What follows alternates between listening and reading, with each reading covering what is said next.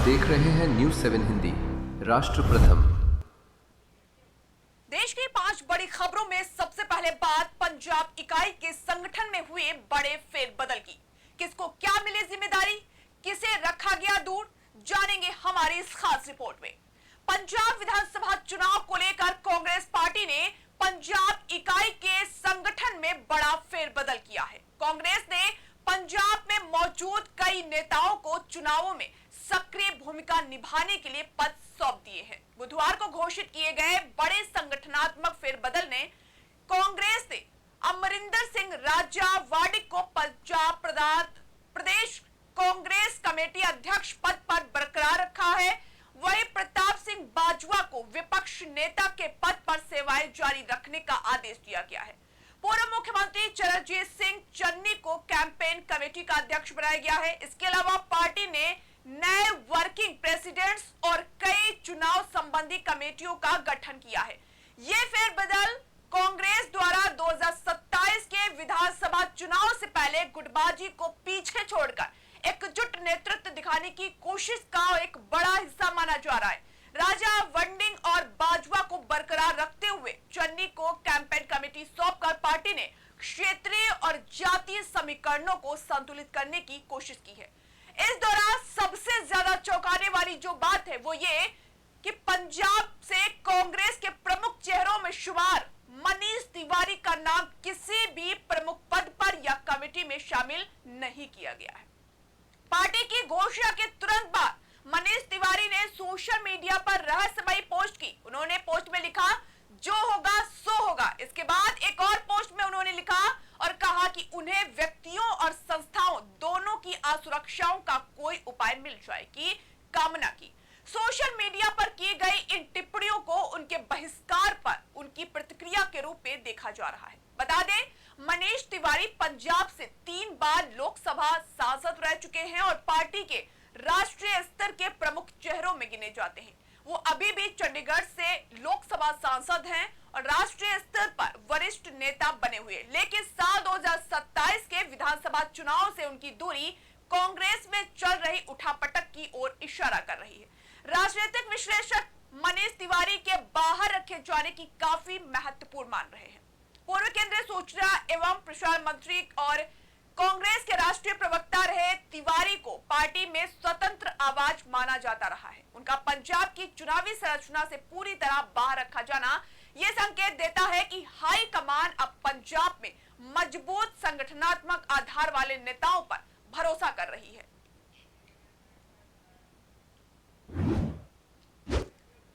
भाजपा 10 टुकड़ों में बढ़ जाएगी और वो भी सिर्फ 10 मिनट पर। आखिर ये चेतावनी क्यों और किसने दी और इस चेतावनी के पीछे क्या है मकसद, देखिए हमारी ये खास रिपोर्ट। शिवसेना सांसद संजय सिंह राउत ने एक बार फिर बीजेपी के खिलाफ जहर उगला है। गुरुवार को भाजपा पर तीखा हमला बोलते हुए राउत ने बीजेपी के 10 टुकड़े होने की धमकी दी। राउत ने आरोप लगाया कि भाजपा की पूरी नेतृत्व टीम विपक्षी पार्टियों को तोड़ने और बगावत कराने की आदी हो चुकी है। भाजपा को दलों को तोड़ने का ऐसा चस्का लग गया है कि वो किसी को भी नहीं बख्शेगी। एक प्रेस कॉन्फ्रेंस में राउत ने कहा, भाजपा वालों पर पार्टियां तोड़ने की धुन इस कदर सवार है जैसे वे नशे में हैं। वे किसी को नहीं छोड़ेंगे, आखिर में एक दूसरे की पार्टियां भी तोड़ डालेंगे। उन्होंने आगे चेतावनी देते हुए कहा, मैं पहले भी कह चुका हूं कि जिस दिन वे सत्ता से बाहर होंगे और केंद्रीय एजेंसियां हमारे नियंत्रण में आ जाएंगी, उस दिन भाजपा 10 टुकड़ों में बढ़ जाएगी और वो भी 10 मिनट में। सुनिए बयान। अभी मुझे तो लगता है एक दिन अमित शाह जी और मोदी जी एक साथ बैठकर दोनों को पूछेंगे, चलो मैं तुमको फोड़ता हूँ, तुम मुझे फोड़। बाकी कोई बचेगा ही नहीं ना फोड़ने के लिए। पार्टी दोनों ही फोड़ेंगे एक दूसरे को। बीजेपी फोड़ देंगे, इतनी नशा है पार्टी फोड़ने के लोगों में, कुछ बचा ही नहीं तो अपनी पार्टी फोड़ देंगे ये लोग। 35 करोड़ का खेल वहाँ हो गया। तमिलनाडु में 15 विधायक टीवी के पार्टी के तोड़ने की कोशिश की सरकार गिराने के लिए। ये लोगों को चैन नहीं है, ये लोगों को नींद नहीं आती। अगर किसी को नहीं तोड़ा एक दिन तो उनको नींद नहीं आती। क्या कर सकते हैं? देश का लोकतंत्र इतने स्तर तक नीचे गिरा है। कभी आने वाले पीढ़ी को बताना होगा कि इस देश में कभी लोकतंत्र था। विपक्ष इसमें कुछ कर नहीं रहा है। क्या नहीं करना? विपक्ष क्या करेगा? विपक्ष क्या करेगा? आप राउत की ये टिप्पणी हालिया राजनीतिक घटनाक्रम के बीच आई है। बुधवार को ही शिवसेना के एमएलसी सचिन अहीर एकनाथ शिंदे गुट में शामिल हुए हैं। उनके ठीक बाद राउत ने उन पर भी निशाना साधा। राउत ने अहीर पर लालच का आरोप लगाते हुए कहा कि उन्हें पार्टी ने सब कुछ दिया था, फिर भी वे वफादारी भूल गए।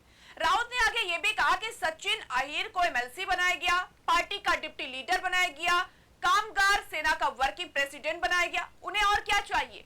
राजनीति हो या निजी जीवन, ईमानदारी नाम की भी कोई चीज होती है।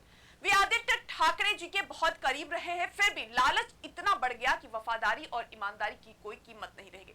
बता दें कि सचिन अहीर का शिंदे गुट में जाना एक हफ्ते पहले 6 शिवसेना लोकसभा सांसदों के शिंदे गुट में शामिल होने के बाद हुआ है। डिप्टी चीफ मिनिस्टर ने इससे ऑपरेशन टाइगर का नाम दिया था। संजय राउत ने इस पूरे घटनाक्रम को भाजपा की दल तोड़ नीति का नतीजा बताया। उन्होंने कहा कि विपक्षी दलों को कमजोर करने की भाजपा की रणनीति अंततः खुद भाजपा के लिए घातक साबित होगी।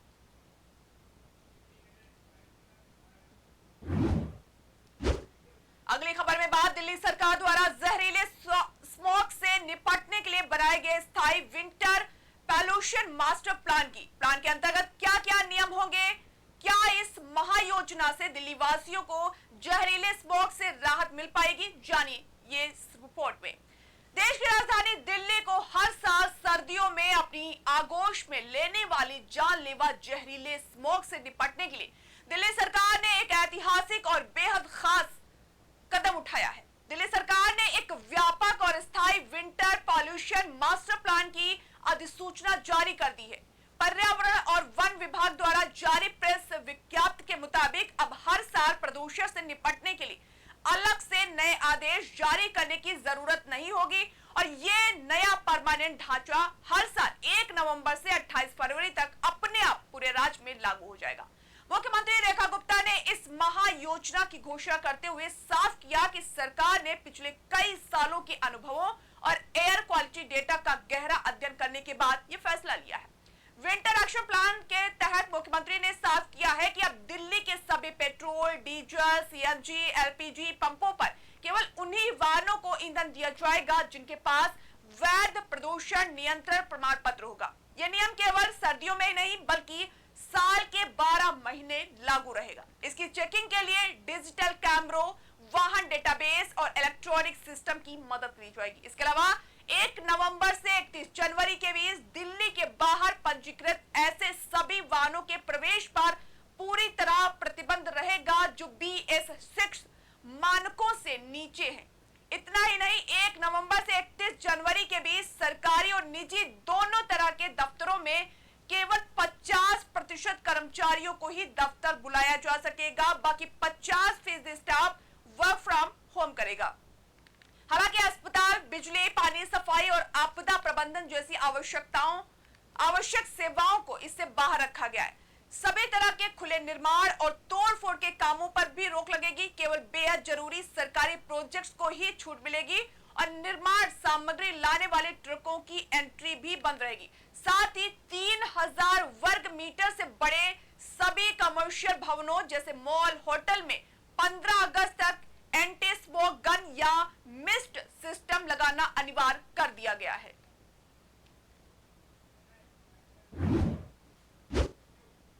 अब बात उत्तर प्रदेश की एक महत्वपूर्ण खबर पर, जहां बड़े पैमाने पर प्रशासनिक फेरबदल हुआ है।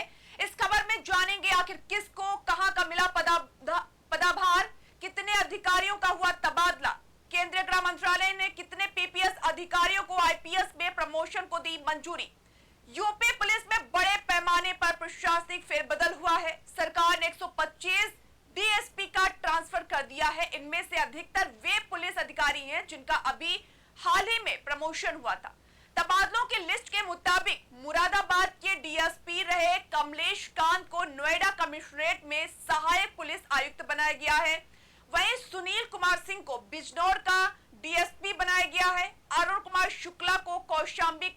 डीएसपी बनाया गया है। रणवीर सिंह यादव को शाहजहांपुर की जिम्मेदारी दी गई है। वहीं अगर बात करें रामकिशन की, तो रामकिशन को गाजियाबाद कमिश्नरेट में सहायक पुलिस आयुक्त बनाया गया है। वीर सिंह को बलरामपुर का डीएसपी बनाया गया है। सत्येंद्र भूषण तिवारी को मऊ का डीएसपी बनाया गया है। देवराज सिंह को आजमगढ़ में डीएसपी बनाया गया है। वहीं अंकित तिवारी को गाजीपुर का, अरुण कुमार को सुल्तानपुर का। वहीं केंद्रीय गृह मंत्रालय ने 225 की सेलेक्ट लिस्ट के लिए औपचारिक नोटिफिकेशन जारी किया है। इसके तहत यूपीएससी की सिफारिश पर उत्तर प्रदेश प्रांतीय पुलिस सेवा के 28 सीनियर अधिकारियों को भारतीय पुलिस सेवा कैडर में शामिल करने की मंजूरी दी गई है। ये नोटिफिकेशन भारतीय पुलिस सेवा नियम 1955 के तहत जारी किया गया है और ये 25 जून 2026 को हुई सिलेक्शन कमेटी की बैठक की सिफारिश पर आधारित है। इस लिस्ट में 1997 पीपीएस बैच के 2 अधिकारी, 1998 बैच के 1 अधिकारी, 1999 बैच के 15 अधिकारी और 2000 बैच के 10 अधिकारी शामिल हैं। जिन पीपीएस अधिकारियों को आईपीएस बनाया गया है उनमें कमल किशोर, सुरेश चंद्र रावत, शौक इकबाल, राहुल मिठास, आलोक कुमार शर्मा, राजकुमार, महेश सिंह अत्री, विनीत भटनागर, जितेंद्र कुमार श्रीवास्तव, शशि शेखर सिंह, कुलदीप सिंह, ज्ञानेंद्र नाथ, प्रमोद, इसके अलावा तमाम अधिकारियों को पदोन्नत किया गया है।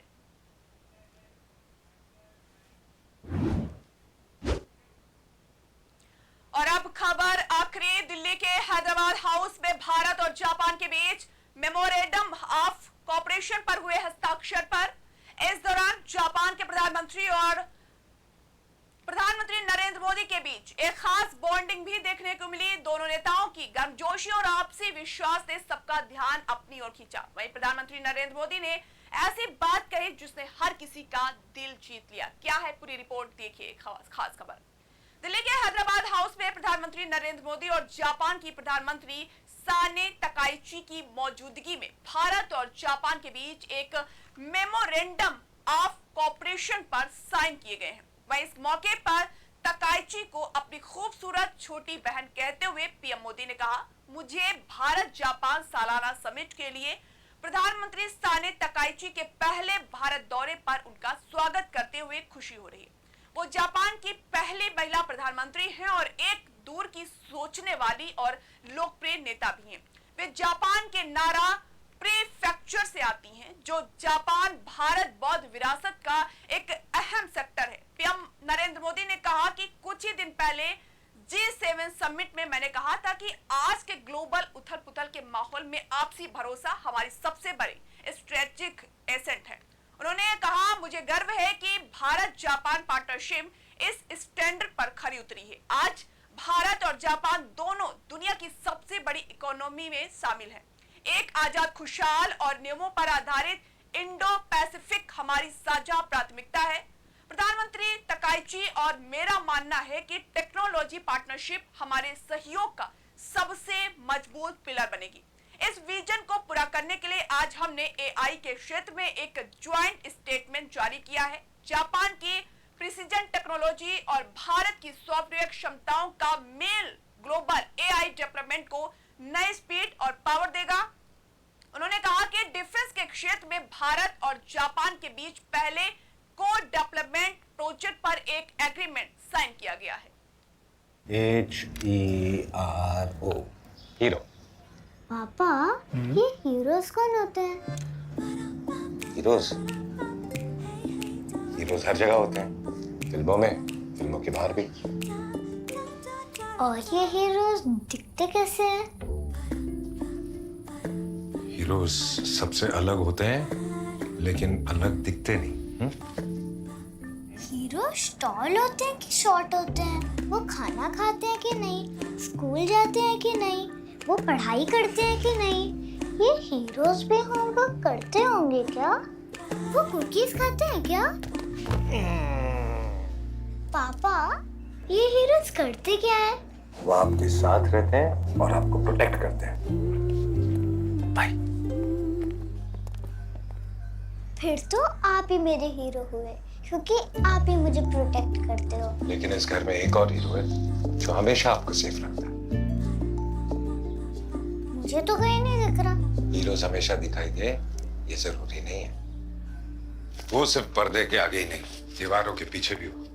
गैलेंट एडवांस टीएमटी सरिया, इसकी ताकत बने घर की ढाल और इसकी फ्लेक्सिबिलिटी रखे घर को सॉलिड सालों साल। गैलेंट एडवांस 500D टीएमटी, निर्माण का रियल हीरो। सॉलिड भी, फ्लेक्सिबल भी। Gallant TMT.